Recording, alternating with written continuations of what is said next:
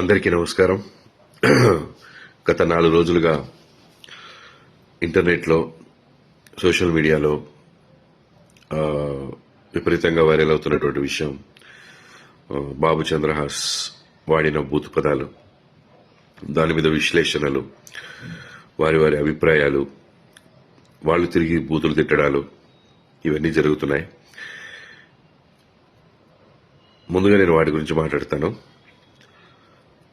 బూతులు మాట్లాడడం అనేది పబ్లిక్గా నేనైనా నా కొడుకైనా ఎవరైనా సరే తప్పే. డెఫినెట్గా దాన్ని ఎంకరేజ్ చేయను. అండ్ ఇది ఫంక్షన్లో ఆ రోజు నేను సగం పాట అయిన తర్వాత అక్కడికి ఎంటర్ అవ్వడం జరిగింది. ఎంటర్ అయిన తర్వాత పాట అయిపోయిన తర్వాత మా బాబుతో చెప్పడం జరిగింది, నాన్న ఇలాంటివి పబ్లిక్ వాడకూడదని. సరే daddy, next time I don't repeat అని చెప్పాడు. అది ప్రైవేట్గా చెప్పడం జరిగింది, నాట్ పబ్లిక్గా. సో బాగుంది, అక్కడితో అయిపోయింది అది. బట్ అది లైవ్ కాబట్టి లైవ్ కొన్ని ఛానల్స్లో వెళ్ళిపోయింది. బట్ అప్పుడు లైవ్ చూస్తున్న వాళ్ళు తక్కువ మందే ఉన్నారు, ఒక 1000 పీపుల్ ఉండుంటారు మొత్తం చూసిన వాళ్ళు. దాన్ని ముక్కగా కట్ చేసి మిగతా వాళ్ళు కెమెరాల ముందుకొచ్చి ఇది వినండి అని చెప్పి వినిపించారు. నా విన్నపం ఒకటే, మీరు తప్పు చేసిన వాడిని శిక్షించాలనుకోవడం తప్పు కాదు, కానీ ఆ ఇదిలో పడి మనం ఇంకో తప్పు చేస్తున్నాం, ఇంకా ఎక్కువ మందికి వినిపిస్తున్నాం వినకూడని మాటల్ని. అది చేయకుండా ఉంటే బాగుండి అనిపించింది. నేను ఓకే, మనం బాధ్యతగా ప్రవర్తించాలి అని అనుకున్నప్పుడు సమాజం పట్ల ఎక్కువ మందికి ఇది వినకూడదు, ఎక్కువ మంది ఇది వింటే పాడవుతారని ఫీల్ అవుతున్నప్పుడు దాన్ని తీసుకొచ్చి మళ్ళీ మనం వీడియో ముందు వినిపించడం అనేది అవసరం లేదు. దానికి లీగల్గా మనం ఏ యాక్షన్ తీసుకోవాలో తీసుకోవచ్చు, మనం ఎలా బుద్ధి చెప్పాలో చెప్పొచ్చు, ఇదంతా చేయొచ్చు. ఆ వీడియో చూపించి మాట్లాడడం ఒకటే కాదు, దాంట్లో 2-3 బూతులు ఉంటే మనం 20-30 బూతులు మాట్లాడుతున్నాం, 100 బూతులు మాట్లాడుతున్నాం. దయచేసి మేల్కోండి.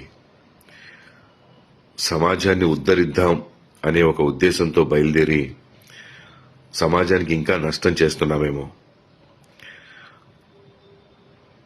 అది ఆలోచించండి. అండ్ ముఖ్యంగా అక్కడ నా భార్య కానీ నా కూతురు కానీ లేరు, వాళ్ళు చెన్నై షూటింగ్లో ఉన్నారు. ఆ విషయం తెలియకుండానే చాలామంది చాలా మాటలు అన్నారు వాళ్ళని. తప్పం, అది పెద్ద తప్పు. ఏదైనా తెలుసుకుని మాట్లాడాలి. ఇంకో ముఖ్య విషయం, నన్ను కూడా చాలా మాటలు అన్నారు. పెంచడం రాదా, పద్ధతి తెలియదా అని.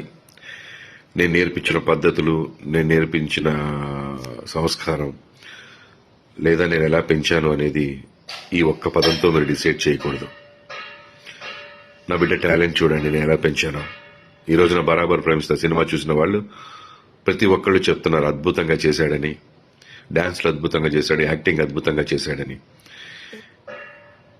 ఎంతో మెచ్యూరిటీ ఉన్న వ్యక్తిగా మాట్లాడుతున్నాడు అని. సో తప్పుని నేను సమర్థించట్లేదు, కానీ తప్పుని ఎత్తి చూపే పనిలో పడి మనం ఎక్కువ తప్పులు చేస్తున్నామేమో, సమాజానికి ఇంకా ఎక్కువ హాని చేస్తున్నామేమో అని అనుకుంటున్నాను. నేను ఒకటే చెప్పదలుచుకున్నాను, మా అబ్బాయి ప్రవర్తన ద్వారా కానీ మాటల ద్వారా కానీ ఎవరైనా ఇబ్బంది పడి ఉంటే వాళ్ళందరూ క్షమించమని అడుగుతున్నాను. ప్లస్ ఆ రోజు ఆ ఫంక్షన్కి నా మీద ప్రేమతో వచ్చినటువంటి జేడి చక్రవర్తి అన్న, ఆది సాయి కుమార్ గారు, జయంత్ పరాంజీ గారు, వీళ్ళందరూ కూడా నన్ను మన్నించమని నేను కోరుకుంటున్నాను.